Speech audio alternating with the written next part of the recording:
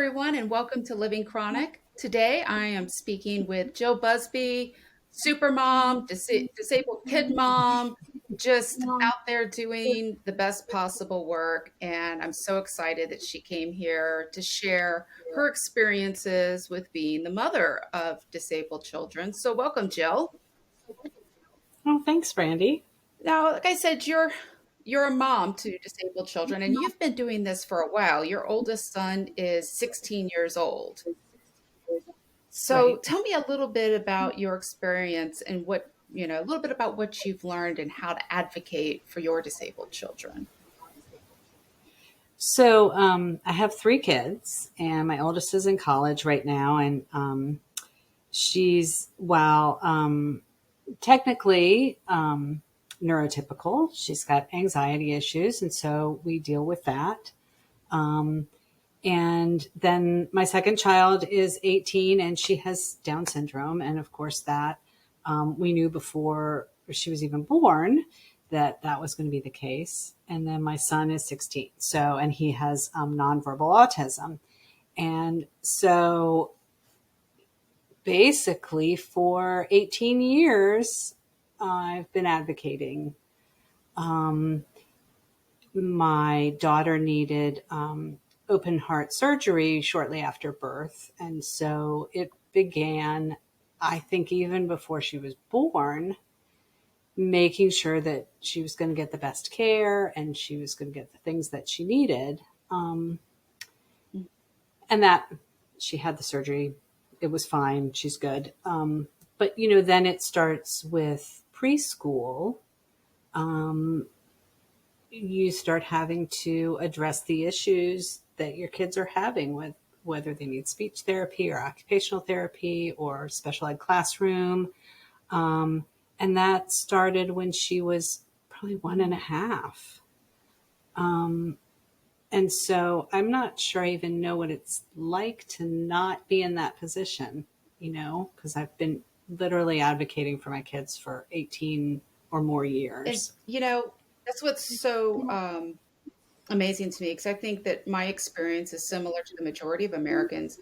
I never knew anything about what it was like to be a chronically ill person, a disabled person at all until it happened Mhm. to me. And then I was so surprised to learn all of these different things, how difficult it is to get help, how many obstacles are put in your Right. way, the bureaucracy. There's just so Yep. much that you have to deal with, and it almost, I like to joke that I really needed a PhD in bureaucracy and chronic illness and care versus, my MBA Sure. because it's so Right. difficult. It's almost as if they're putting up these barriers on purpose. It does feel that way Yeah. a lot of times. And it may be true sometimes. And you go into an IEP meeting, which is a individualized education plan that disabled kids have in the school system. Um, and it's just you. And around the table are all sorts of members from the school and the school system. And they're all there to tell you that we can't do that. Um, and it's not all bad. Of course, there are wonderful people who want to help your child and want to give you services and give you the things that you need and create a plan.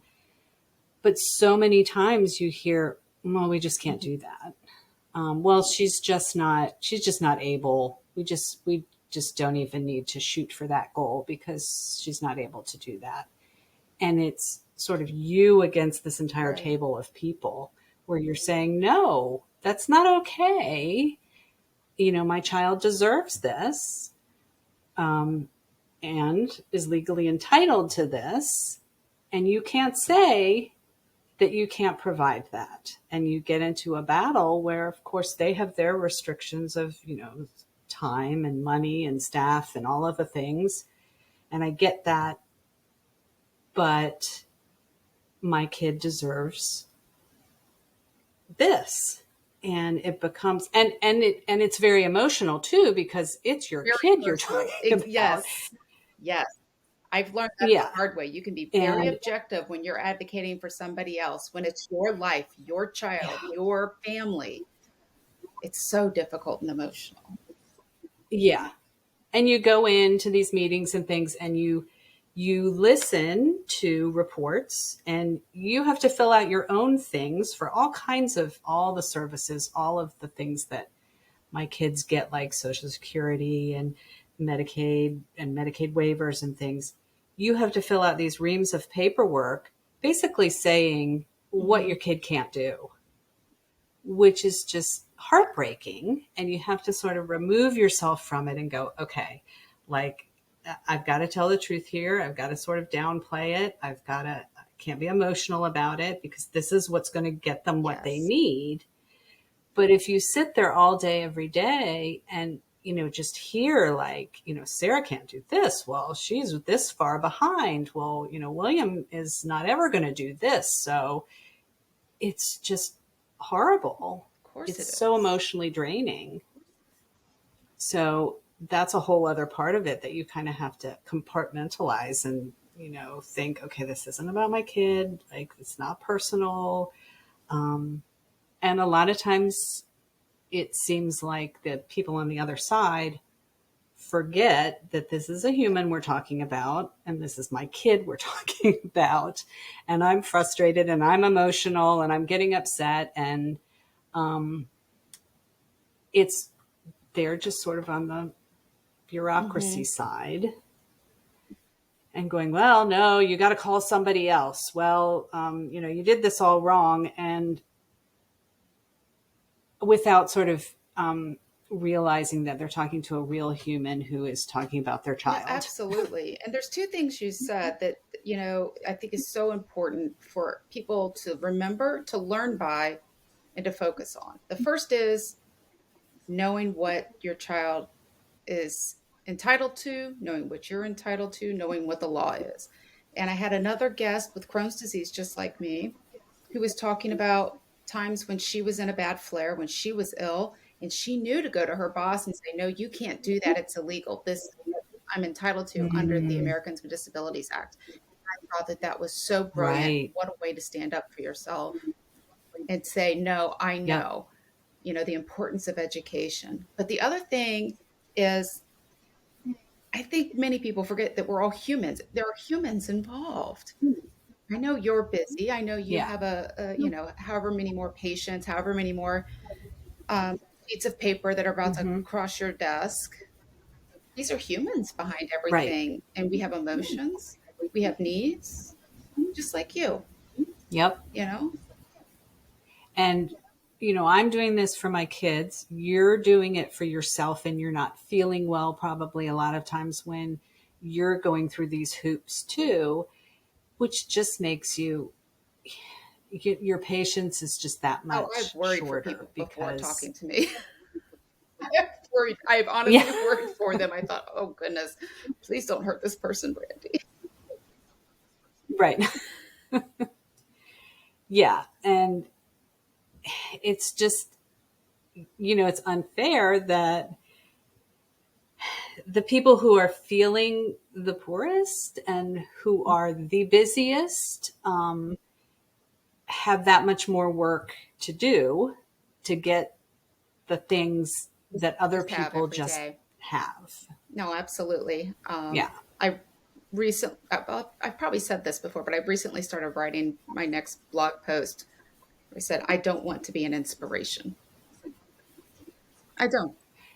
And I Yes. understand why we see so many inspirational stories. It does feel good when you see the kid with Down syndrome who overcomes the odds and starts a business, or wins Hmm. the swim and Special Olympics, or Yeah. the person with Crohn's who persevered and got out of the hospital and started a new career.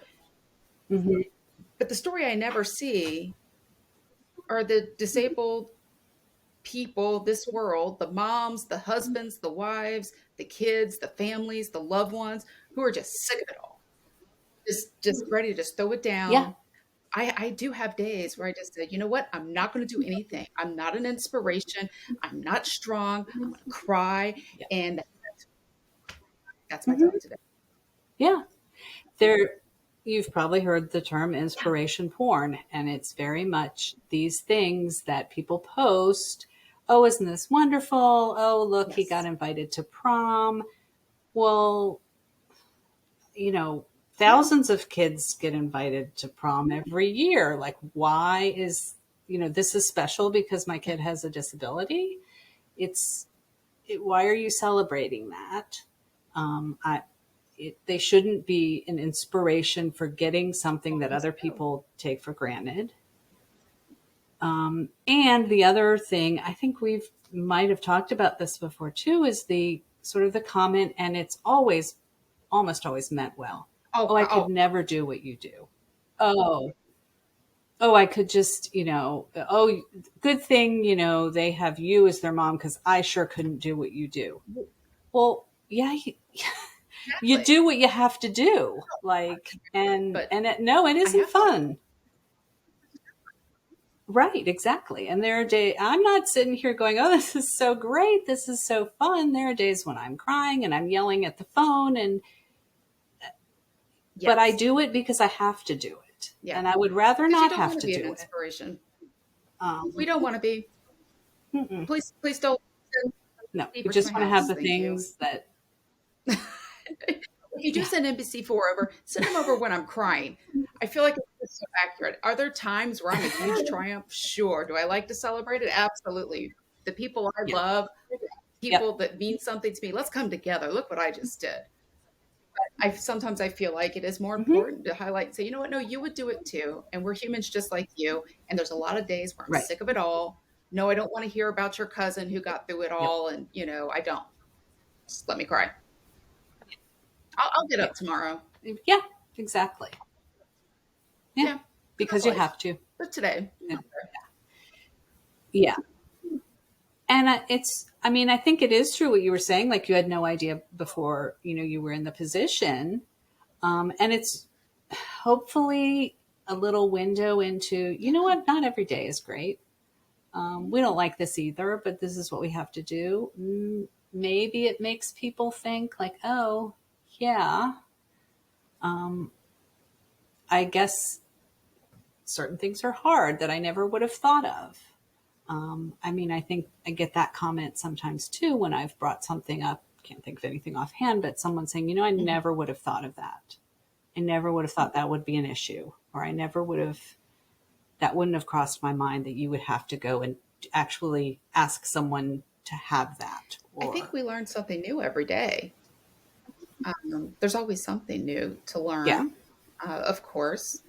And, of course, I told you that one of the, I mean, I know you, but something that just struck me was a Facebook post that you made, and there was a photo with just stacks and stacks of paper all over the table. And this was Hmm. just an everyday, this was something that you have to do to get your children services. Right. Applying for some And services. I thought that's the real Hmm. learning point right there. I told you earlier that when I couldn't go to work at one point, the doctor says to Hmm. me, "Oh, just apply for disability." Like, that's first of all, that's just not how it works. You don't just apply for disability. This is a bureaucracy with layers Right. and layers and layers, and it's not designed to be easy. And I Yeah. thought that photo you posted just illustrated that Right. point so well. How hard you have to work, but you're entitled to. Yeah. And it's kind of designed to fail. I mean, and not everyone has the privilege, whether, that's time or money or, your educational level or the color of your skin or whatever it may be, to sit Hmm. down and get through all of that. Um, Maybe English isn't your first language. Maybe you don't understand how certain things work in this country because you're new here. Or how are you really going to get through all of that paperwork and all the phone calls and being told, oh, nope, you've called the wrong number. You got to figure out who else to call. If you don't have a certain level of privilege to be able to take the time and to know how to do that. because it is not No. easy at And all. I've said it in every show I've done. I am a pushy broad. I'm, I'm kind of, I'm very type A, as an Army officer, got an MBA, spent a Yeah. career in management and leadership. Um, and still, there's times where I think, I can't push forward anymore. So if you're Yeah. timid, and many Right. people are just by nature, maybe question yourself. Like, I know I'm right Hmm. sometimes, and I'll tell you, no, no, I've read the law, I know what it is. But what if you're not a very well Right. educated person, and maybe you feel intimidated by this person you're on the phone with who, probably has this big education you don't have, and they're making you feel intimidated, say, no, you won't understand. Hmm. Um, that is what stops a lot of people, I Right. think. They think, oh, I'm And even when you are in a position where I've read the law about free and appropriate education and, the ADA and all of these regulations, I know what, my kids are legally entitled to have. But you're in a meeting where five people are saying, no, we can't do maybe, that. And then you start to go, okay, well, wait a second. Like, what did that one sentence in the FAPE say? Like, do I have it right? Am I wrong? And you just get to a point where no yeah, matter if you are a type A person or you know all the your time. stuff, you start second guessing and you start go, okay, well maybe they're right. Maybe they can't do that. Um, and it's hard enough when you've got your emotions going and you're trying to remember all the things. Yeah, To keep it all straight and to actually get, and sometimes you're just tired, either tired of dealing with it or literally tired because yep. your 16-year-old was up all night, um, that you're just kind of like, I all give right, in. fine, fine, you know yeah, which is just, It's not. it's And I not tell you fair. what, if my life, if your life, if it were an assignment handed off to, somebody in a corporation, they'd get a staff of at least 15 people to help out dealing with this. Yeah. We'd have a, maybe a Sure. medical doctor in there. We'd have, some psychiatrists in our team. We'd have the Yeah. MBA trying to reorganize the whole, affair. It's hard. It's really Sure. hard.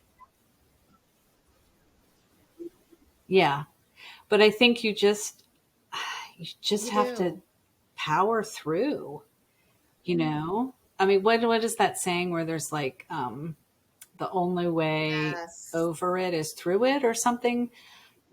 You just have to, and you just have to sort of gather your village and your team and make your own sort of, you know cheering section or assistance or whatever you need, which is why I think a lot of like special needs moms are very close, because Yes. somebody else has gone through it and you can reach out and say, what do you do when, the school just won't give you X, and you need Mhm. you need to ask for help too, because we just no one person can do it by themselves. And I'm sure you probably have Oh, support groups or people that that have the same circumstances as you, where you kind of bounce things off each other and go like, what do you the say, support or who groups, do I you think, are the call most important when? thing for everybody, no matter your personal situation, whether you're a caregiver, whether you're a disabled person yourself, Yeah. chronic illness sufferer, your support group, Hmm. your loved ones. That's the most important thing. I could not survive. As soon as I ended up with drug-induced lupus, I got really lucky, if you will. I hate using the L word. It's no luck here, but my neighbor, I moved, Right. and my neighbor has UC, and I have Crohn's, so we immediately bonded over that. Oh my gosh, we moved in next Hmm. door to each other. And then as I was going through the drug-induced lupus, she Right. comes over and she says, Brandy, my best friend back in Boston has drug-induced lupus. Will you talk to her? And I said, well, my goodness, yes. And, you know, it was the support Hmm. system we both needed. Because there's just times you don't think you're going to survive it. Yeah. Yeah. And even if there's no actual help involved, just knowing that you've got somebody Yeah. else who's in the same circumstances as you that you can sort of It's commiserate on every with level. or But the tips and whatever. tricks, I mean, Um, you're right. Because we're already tired, right? We've done so much research on things that we're not experts in. right. I mean, if only I could go back in time and tell 18-year-old me you're going to be ill, I would have switched a major to biology. But, you know, those those time Yeah. machines don't Go to medical exist. school or something. So here I am. But you know just as well as I do how Right. difficult it is to do so much research on something you're not an expert in. And then after doing the research, you don't Yeah. have an advocate to toss it over to. So now you just change hats and put on your advocacy hat. And now you're pushing that Right. road. So it's so much easier to be able to reach out to your friend, your support group, and say, "Who's done this? What do I do? Yeah. I have nothing left in me. Give me some instructions." Yeah. And, yeah. And there's power in numbers too. Years back, I don't know how long it's been around, but in That's Arlington, a outstanding. special ed PTA was created because some issues just weren't being addressed. And one person couldn't make a difference. But when you get, a whole entire group of parents who all have students in the school system to push for something, Yeah. um, then it's not so hard. And you can go and say, this is an issue that's happening in my school or my neighborhood. Can you guys back me on this? And that helps tremendously too, because there's power in numbers a lot of times. And so you can get both the like emotional and actual support that you need to get And something it's changed. so important. We talked a little bit earlier about, that strength in numbers and being represented. And something that I had never thought about. Even when you're Mm-hmm. too tired, even when you're sick of it and think, "Oh, you know what? Yeah. I can cover the cost of this." You apply for the services because if too few people apply, Mm-hmm. if too many people just give up, then suddenly whatever politician or Right. bureaucrat is involved with that particular program, they say, well, numbers are dwindling. It looks like we could cut services. And you have to be represented. Right. And the thing is Hmm. that everything is interconnected. So if you kind of drop the ball on one thing or choose like, well, we don't really need that service right now. I'm just not going to worry about that at this point. Down the line, let's say then you want to get your kid into some supported housing. They're 20 years old now. They need to move out of the house. You need a respite. They should be, using some of their Hmm. independent living skills. So you want to get them into a group home. Well, you have to have the thing that you dropped the ball on Right. 4 years ago, because if you don't have that, you can't Yep. get into the, supported group housing. So everything is connected in some way. You'll try to get something and they'll say, well, you don't already have SSI. So you need to get that first before you can get our thing. And it just goes around and around. So you can't really slack on some of this Yes. unless you're going to slack on all of it. Right. And who has the But, means to actually and do that? unfortunately, I mean, I know it's been this way for myself, so I'm sure it's something similar. Nobody just hands you a very easy flow chart to follow. Oh, well, it's eventually going to need this. So let's make sure we're starting with this Yeah, today so that in 7 years we'll be ready right. for this. And of course, that would be Exactly. phenomenal to have that kind Hmm. of a informational, but they just don't do it Right. for you. No, and I think sometimes they can't because each Right. they don't even know what they're doing a lot of times. So you'll like I know a lot of our kids are getting to the age where they're applying for SSI and Social Security, and it gives a little bit of money per month for them. And no Oh two gosh. people that you talk to will give you the same story. If you call and say, okay, so, I submitted the application 2 months ago. I'm supposed to be doing this now. Someone will say, no, that's no, you're not. You have to go back and do this. And but if you talk to a different Right. person in the same agency, you would get a different story because it's so complicated and so bureaucratic that even they don't know what they're doing. And so Mhm. it's just it's crazy making because you go around in circles and you can literally Yes. spend a day on the phone trying to get one little That's thing probably one of the accomplished. biggest things I like to drive home when people ask me, "Well, what's so time consuming about what you're doing?" Well, that I can spend all day long on the telephone and maybe if I'm lucky accomplish one tiny thing. And then now that I've done that, I can add on to that tomorrow. Right. Here's putting in my next 10-hour day. Right. Yeah. And this is all Mhm. again just to get simple things for our kids or our parents or ourselves that everybody else just has. And we should Um, be able to have it as well. Go ahead. Yeah. I Right, think that's, exactly. one of the Without all of things, this. I've one of the big there's a lot of big things I've learned and taken away from this experience in my life. But one of them is please stop thinking of me as somebody different than you because I'm not.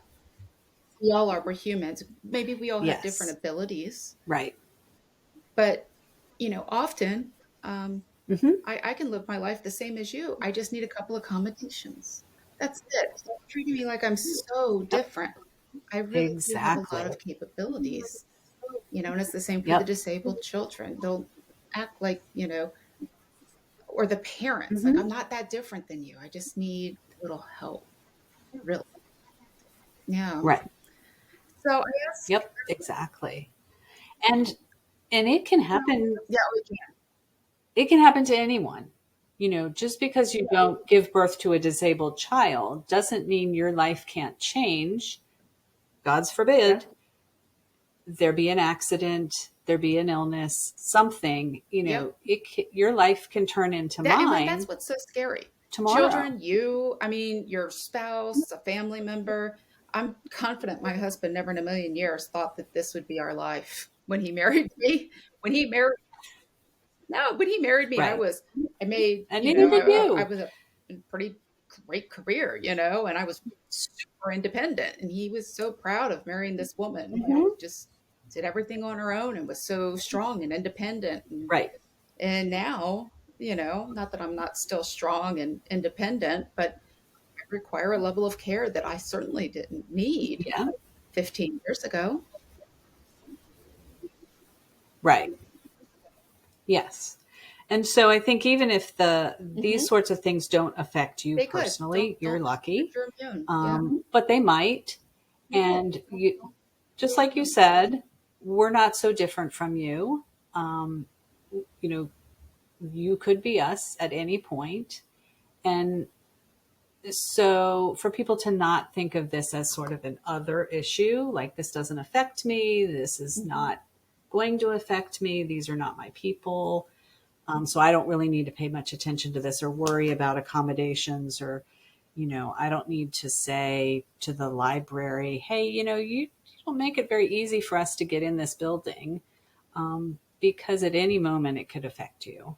And sort of, um, what's good for a disabled person can also be good for you. And so you may think it doesn't affect you, but Yeah, absolutely. And I really mean, we're all it interconnected as does or it people, could. you know, and Right.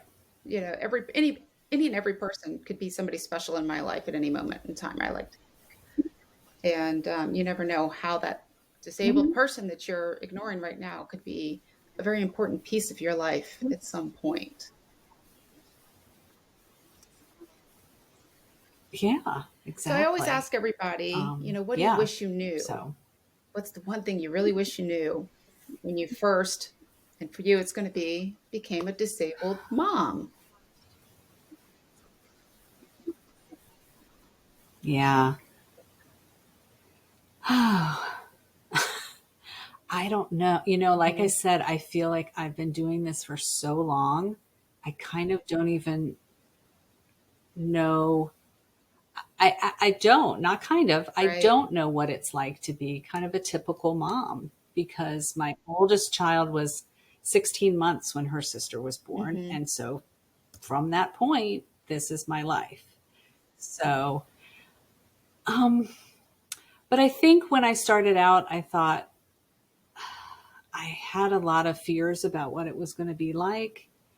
Um, Mhm. and in a lot of ways, it's really normal. It's, you know, my life is very much like anyone else's. My parenting is very much like anyone else's. Everyone's looking out for their kid. Everyone's, you know, going to the teacher or the coach or the whoever and saying, hey, this wasn't fair. Um, and that it's going to be really, really hard a lot of the time, I think that's the but it's best also going to be takeaway that fine. I've heard since, again, starting living chronic. I just keep hearing over and over again, you know what I learned? It's going to be fine. You're still going to live a great life. Yeah. Well, thank you so much for Yes, coming on exactly. and sharing some of your lessons learned in your life and what it's like being the mom of disabled children. I really appreciate you coming on. Well, thank Yeah, it was you. great to chat. Thanks for having me.